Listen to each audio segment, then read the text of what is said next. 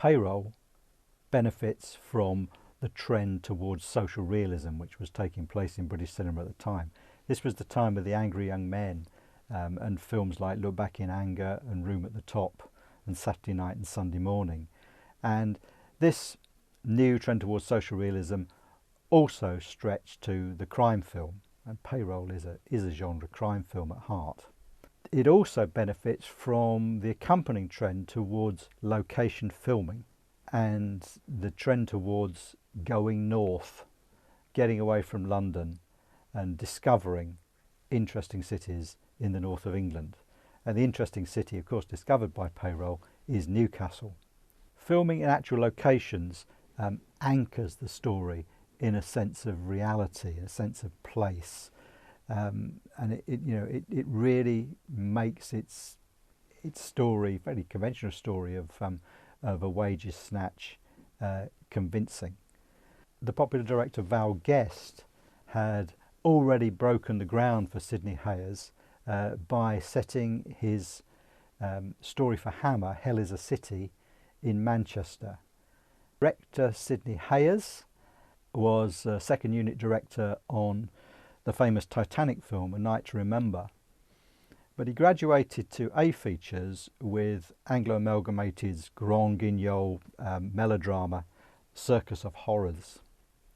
Hayers got together with screenwriter George Baxt and took a potboiler novel by an aspiring academic called Derek Bickerton, which was set actually not in Newcastle but in Birmingham. Hayers and Baxt had previously collaborated on Circus of Horrors and on Night of the Eagle, and they gave their screenplay the working title of I Promise to Pay, which was also used as a title later in the American release of the film. It's a film of two halves in many ways. It's the story of the planning of a robbery and the robbery itself in the first half, and in the second half the aftermath. And in that sense it bears relations to film like Quentin Tarantino's Reservoir Dogs. It's a popular form that's endured and owes a lot to Stanley Kubrick's The Killing, which was made sort of 5 years before this film. Michael Craig was a Rank leading man. He was one of their contract actors, and he probably came through Rank.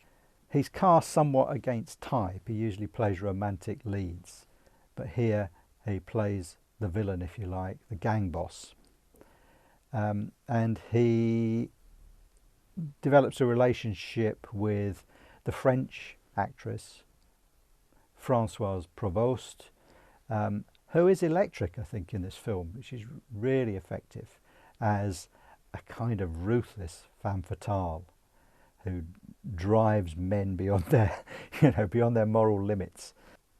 The casting of a French actress, of course, is significant because this was a time when Rank and a lot of British cinema was trying to attract foreign audiences, and in particular continental audiences. And it's significant too that this film was first released in France in January of 1961 before getting its release in England a little bit later. Brilliantly edited by Tristan Cones and driven on by Reg Owen's score. Everything is hard-edged and beautifully photographed by Ernest Stewart. So although there aren't many Geordie accents, if any, in this film, it is a Newcastle film in which the city is used for its pictorial qualities in much the same way that it would be used again for that reason in Get Carter.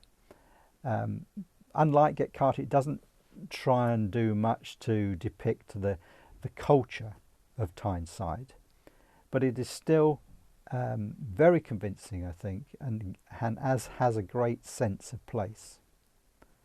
It has a palpable feeling of reality, and it has that Beaconsfield idea that the underworld is actually very close to the surface, and the people that inhabit it are not strange mastermind criminals. They're ordinary people with ordinary ambitions who want to make a living. Sometimes they're ordinary people with greedy ambitions. And so the title of the film, Payroll, really points towards the main theme of the film, which is the seductiveness and corrupting influence of money.